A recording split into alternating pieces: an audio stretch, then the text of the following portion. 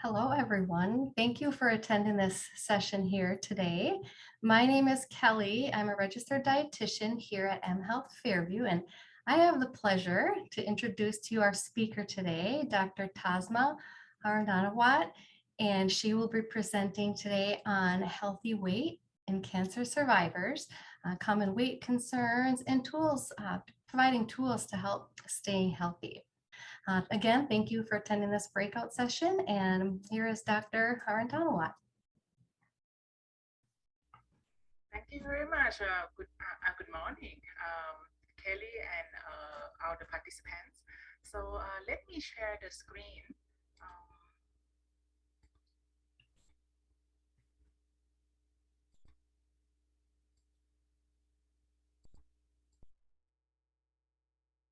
You can see my screen, correct? Yes, we can. All right. Thank you so much. So again, good morning, everybody. The session before the lunch break. So today we will talk about healthy weight in cancer survivors. So I just want to put these pictures up to remind you that the food can be healthy and can be beautiful. So today I don't have any conflict of interest and will not present any off-label use of medication regarding to this talk. The objective of today's talk is there's two main objectives. One is to have the participants understand the relationships between weight and cancer risk. And the second one is to understand the diet pattern that is associated with lower risk of cancer and cardiovascular diseases. This is the trend lines that show the overweight and obesity in US. You can see here that since 1960 up until now, or 2018, the trend of overweight is pretty much the same. Actually, it's kind of declined a little bit about 10 years ago. The solid line here is in men, and dashed line here is in women. But both overweight in men and women tend to be pretty much stable. But it's up about 40% in men and about 25% in women.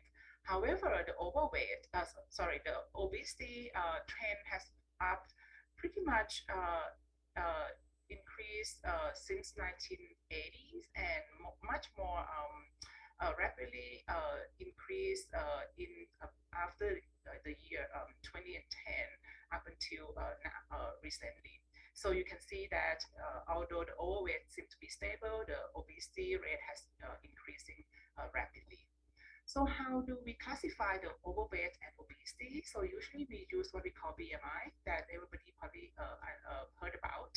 The BMI is the body mass index calculated very easily by our weight in kilograms divided by our height in meter square, and we classify overweight less than 25 and obesity is more than 30. And this is the data from National Cancer Institute and that published in cancer.gov to demonstrate the cancer that was found commonly in patients who had overweight and obesity. So mostly is the cancer in gastrointestinal cancer, including the esophageal cancer, gastric cancer, pancreatic cancer, colon cancer, rectum cancer, and the reproductive cancer such as the postmenopausal breast cancer, endometrial cancer, ovarian cancer, also kidney cancer and thyroid cancer, and one of the cancer in the brain called meningiomas is commonly seen in patients who overweight and obesity. In the study in New England Journal of Medicine in 2016 found that if we prevent obesity, we can actually prevent the risk of cancer. And as I said earlier, mostly in GI cancer and breast cancer and reproductive cancer. So a couple words about breast cancer and weight. So weight gain is quite common after the breast cancer diagnosis, and it can increase the risk of recurrence and mortality. Overweight or obesity have impact on quality of life and also increase the long-term comorbidities, such especially type 2 diabetes and cardiovascular disease. Multiple mechanisms that can contribute to weight gain in breast cancer, including physical inactivity. So when you under treatment, the activities is less, or decrease the resting metabolic rate because of inactivities, overeating from medication such as prednisone or steroids or chemotherapy, and hormonal changes that lead to weight gain after the treatment. This is the bar graph showing the baseline BMI or body mass index in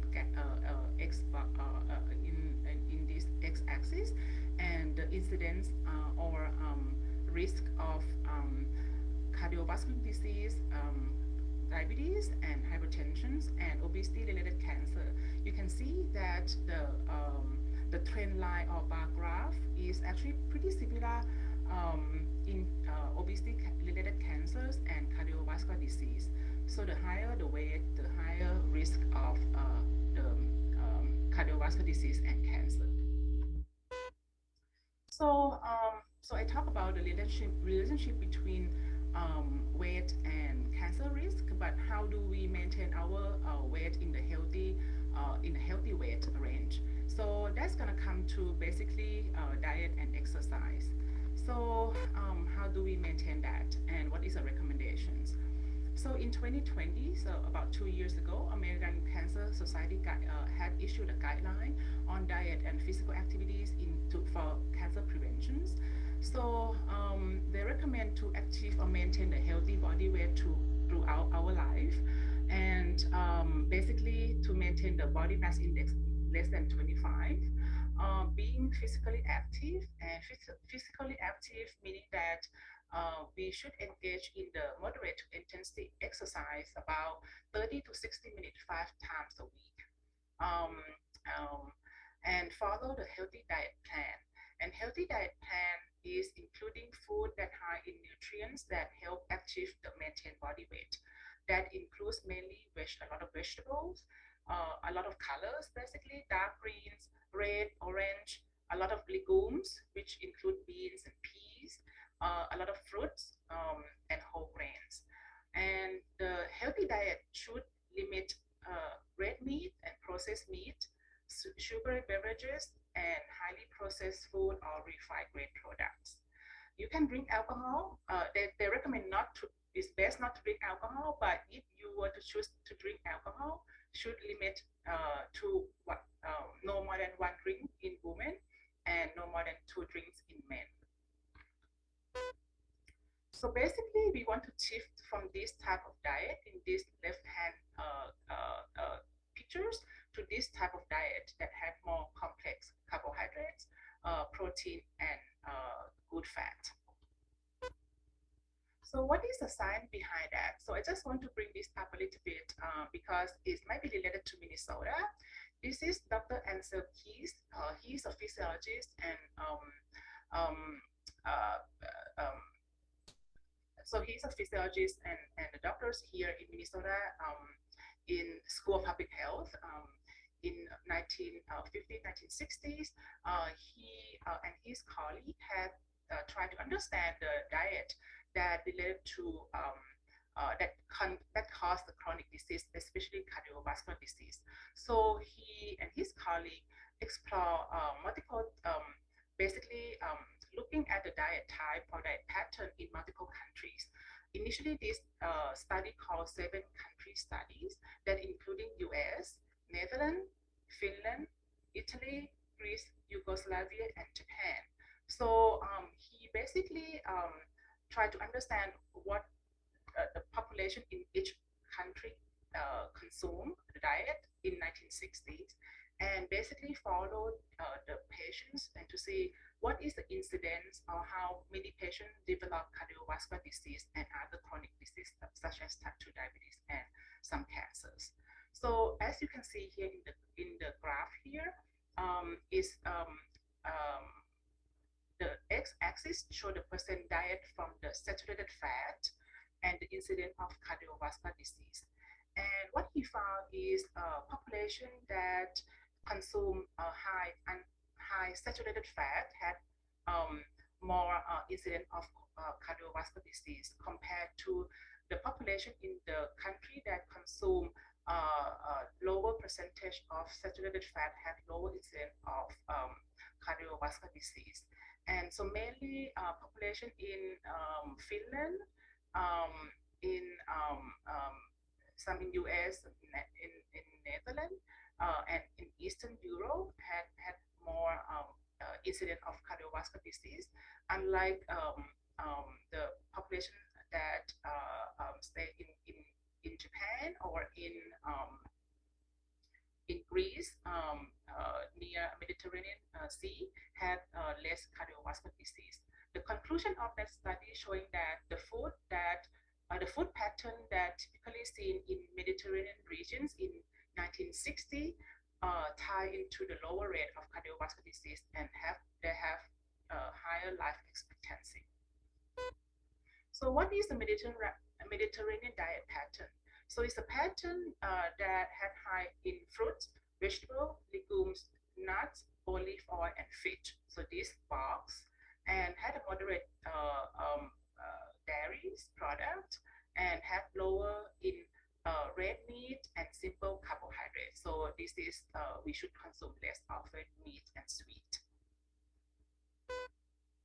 Another diet that I would like to mention is DASH diet. You might hear about that. Is it's a dietary approaches to stop hypertension or DASH diet. This is recommended by NIH or American Heart Association to prevent or reduce hypertension. So basically, it's quite similar to Mediterranean diet. This diet, they try to avoid again red meat, processed food, full fat dairies, sweet beverages, and sodium intake, and try to consume a lot of vegetable, white meat, fish, legumes, and vegetable oil. So how about study about Mediterranean diet and cancer? This is a meta-analysis that they include a lot of study. Um, um, they include about 117 studies and total population about 3 million participants to look for the risk of different type of cancers. They found that the Mediterranean diet tied to the lower rate of lower mortalities or all-cause mortalities of the cancer survivors, particularly in breast cancer, in gastrointestinal cancer like colorectal cancers, head and neck cancer, respiratory cancer like lung cancer, bladder cancer, and liver cancer. As you can see here, if the dot is on the left-hand side, there's a lower risk of having those cancer if you were to have Mediterranean diet. Specifically for breast cancer, this is a prospective trial that looking at the patients, basically in Spain, about 4,000 populations, is the study called PREDIMED study. They look at the Mediterranean diet and control, so meaning that they look at the patients, look at these 4,000 populations, compare between eating Mediterranean diet plus extra nuts and Mediterranean diet plus extra virgin olive oil compared to control, meaning that they eat whatever they want or pretty much what they eat on in their life, in their baseline, and look at the incidence of breast cancer. And what they found is the incidence of the breast cancer, especially invasive breast cancer, is reduced if in the patient who consume Mediterranean diet plus nuts and Mediterranean diet plus extra virgin olive oil compared to control. So, but when I talk about fat, good carbohydrate, complex carbohydrate, simple carbohydrate, and protein, sometimes it's very hard to understand what is actually good and bad. Um, So I just want to talk a little bit about the type of fat. So this is the type of fat. Basically, the type of fat is categorized into what we call monounsaturated fat, polyunsaturated fat, and saturated fat, and trans fat. And depending on their state at the room temperatures. So saturated fat here and trans fat usually are the solid type. You can see it as a solid.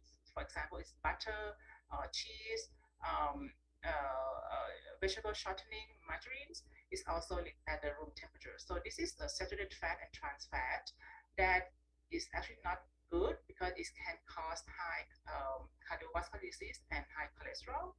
But monounsaturated fat or polyunsaturated fat that is liquid at the room temperatures basically is olive oil, canola oil, vegetable oil, almonds, cashew, nuts, avocados, corn, soybeans, fish, um, all those fat, even though it's a fat, but it can lower LDL, which is the bad cholesterol, and it can raise HDL, which is a good cholesterol.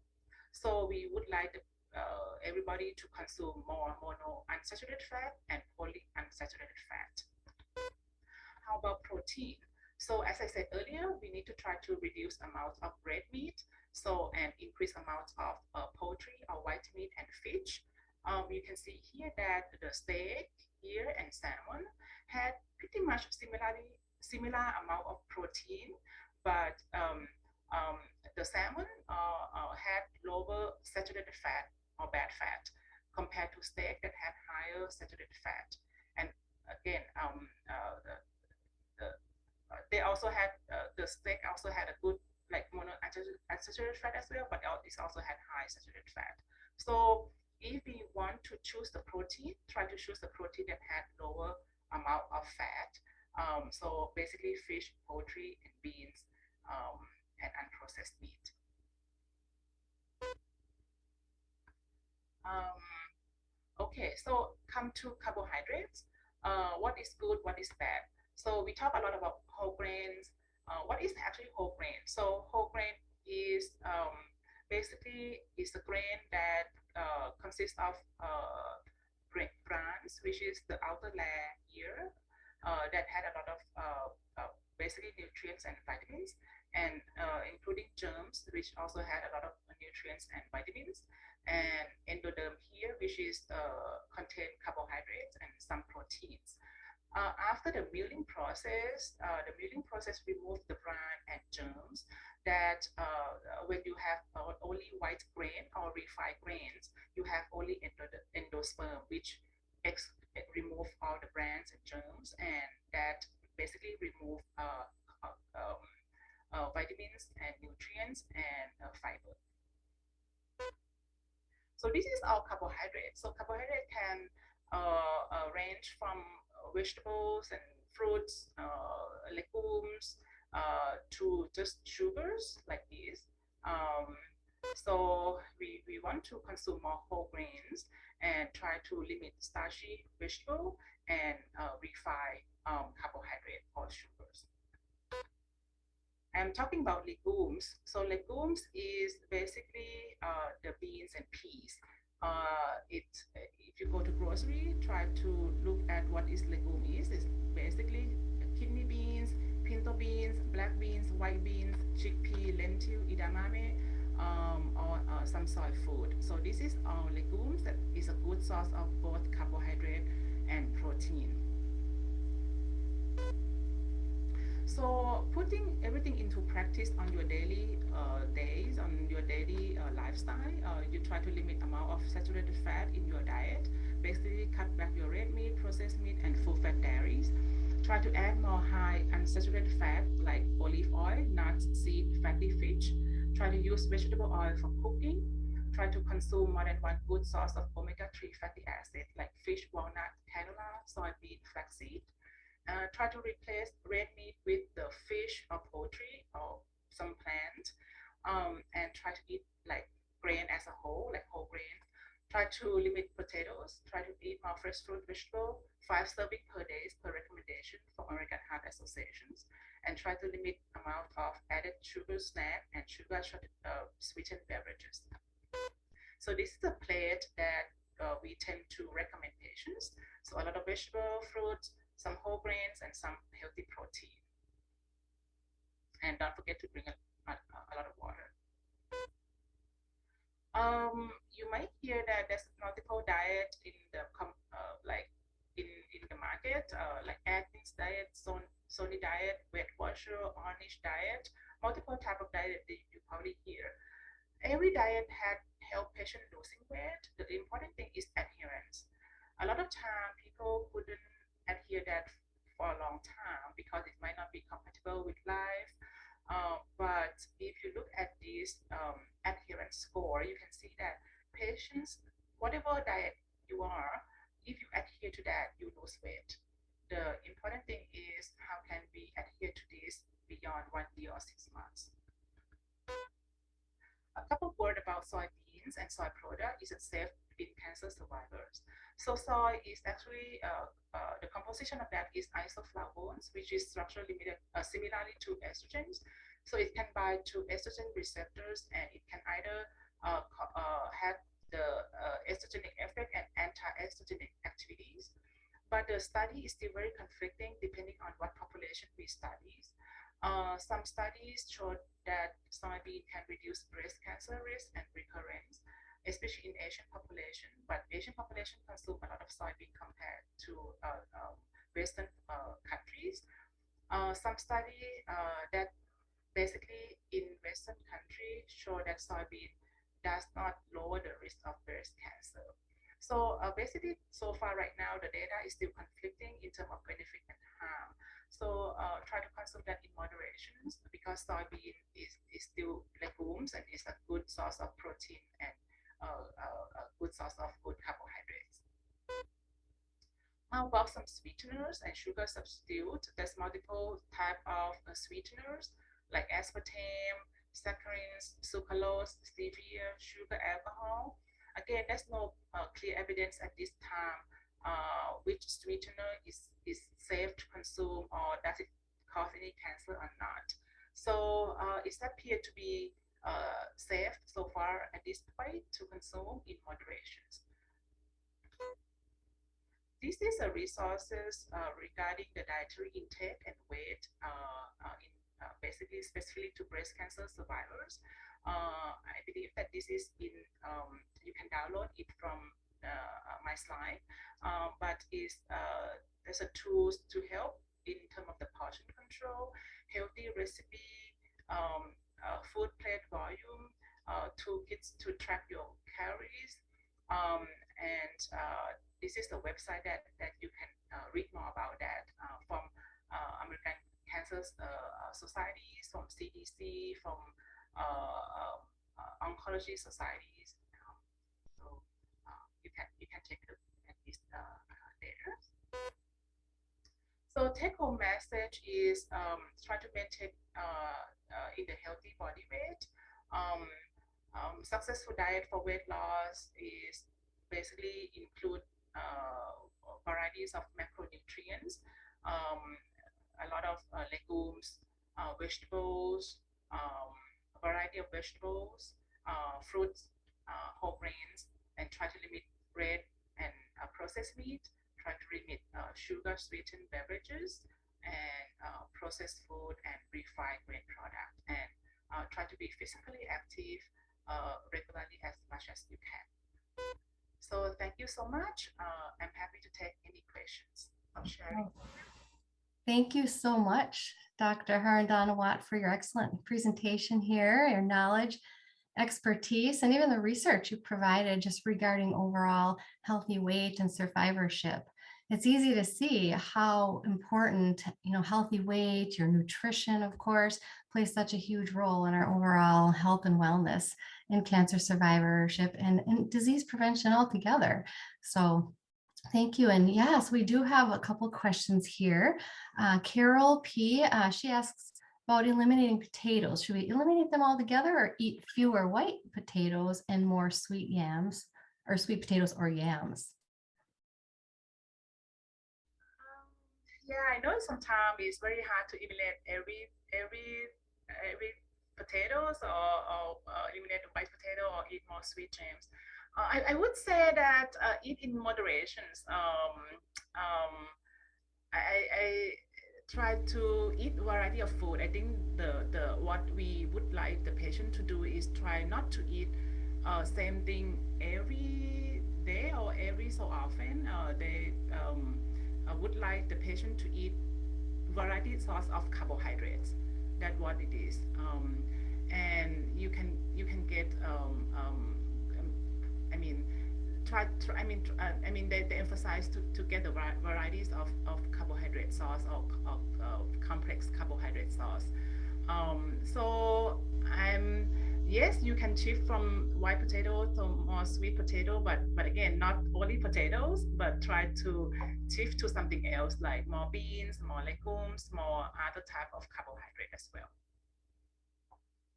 Good, yeah, and plant-based proteins as well. Those are Yeah, always great. plant-based protein. Yeah, especially I would try to emphasize on legumes and beans because it had a good source of protein and also carbohydrate within that legumes. So yeah, so you eat one, you can get both.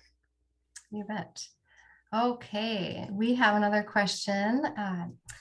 We have Ken here, who's a cancer survivor as well as a college athlete, and due to a slow metabolism, he finds it hard to consume the right amount of calories, protein, nutrients that needs in order to perform at a high level. What should he do to address this? Yeah, this is the tough questions, and I think it depends. And sometimes we might need to calculate the body, how you call it, like a metabolic rate, basal metabolic rate, and the type of exercise you plan to do, or high. I would say it depends on the level of the exercise you plan to do. So, so it's hard for me to say what is how to address this, but sometimes it might be best to do more testing like basal metabolic rate either from calculations or sometimes we can do in some machine can measure the basal metabolic rate and that might help to understand yourself a little better. Yeah, and we actually have those breathing tests that we do for patients in our weight management clinic, or we have in the past that do test your resting metabolic rate. And that can be a good indicator in terms of helping you figure out what your calorie needs are in terms of weight loss. So there's a lot of different tests out there. And also getting referred to a registered dietitian can be helpful as well. Yeah. Okay. So I don't see any other questions in our queue here. But if anyone has any other questions after the fact, you certainly can reach out. But otherwise, a wonderful presentation here, Dr. Harantanawat. Thank you so much. We appreciate your expertise here today. And I think there's one more, but it's okay.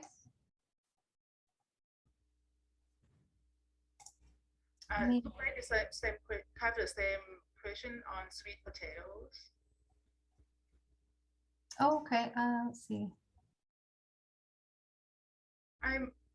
To avoid. Okay, so why recommendation to avoid potatoes? And I don't think that sweet. I think potato is kind of still the main carbohydrates in US and especially in this area. I think in general, as I said earlier, we don't want you to consume the same type of carbohydrates. We would like to emphasize on varieties of carbohydrates to get because there's other good source of carbohydrate that can that I would say include both carbohydrates and protein. So I would say that you don't need to avoid all, but try to mix and match. I would say try to mix it and try to eat more variety of food. maybe Kelly can address this a little bit.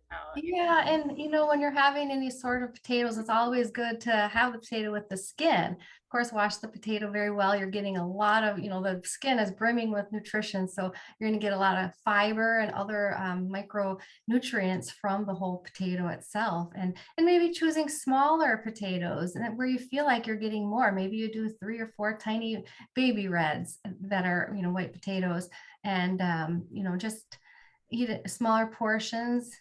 Slow up your eating pace. Mindfulness always helps. But yeah, definitely just minimizing the amount of white potatoes, choosing the potatoes with skin if you're going to have them. Absolutely.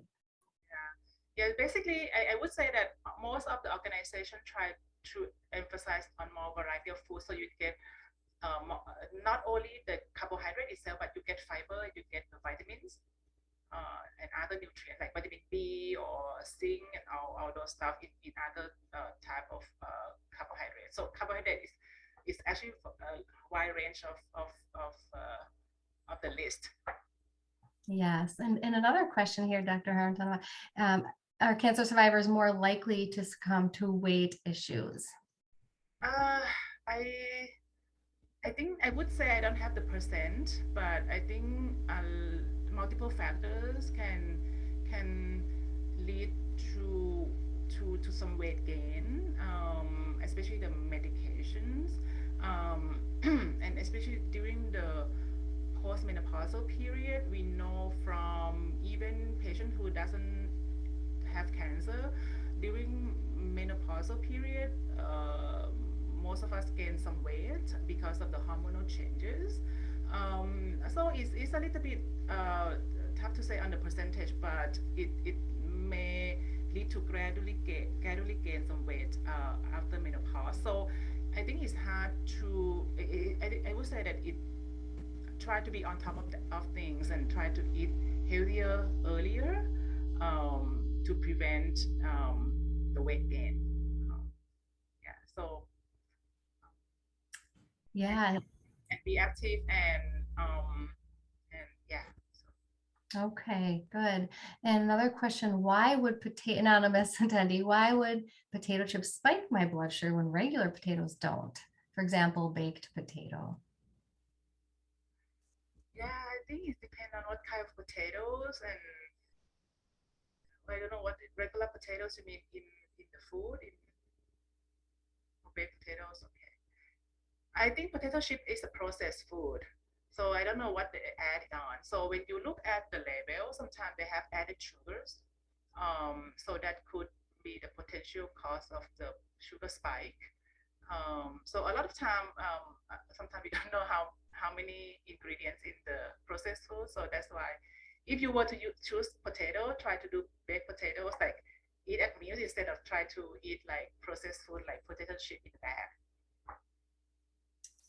And Dr. Harandana, would you say that if this anonymous attendee is having the baked potato with the skin, would you say that the skin would definitely maybe play a role in blood sugar control because of the fiber?